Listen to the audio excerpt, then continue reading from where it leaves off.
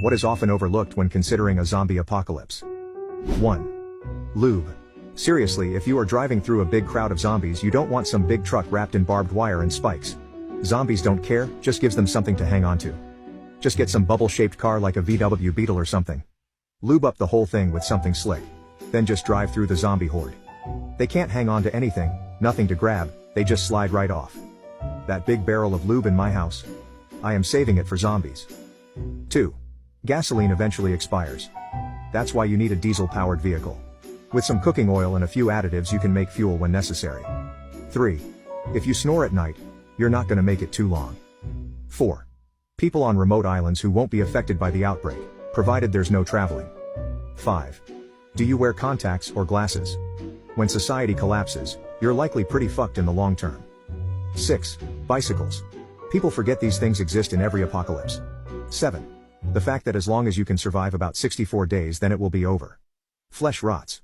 8. Libraries provide a wealth of information.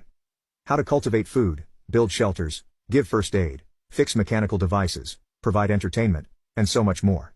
In every zombie movie or show, or even any post-apocalyptic show, they also struggle with simple survival things. They show them learning by doing and constantly making mistakes. Which will happen regardless of the information you have. But a library would be one of the first places I stop at in that situation. Knowledge is power. 9.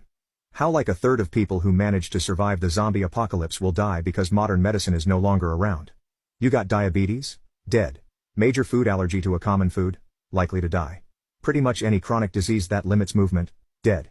You catch the flu? Probably dead. You get appendicitis? Dead. The only times I've actually seen this explored, correctly, is Stephen King's The Stand.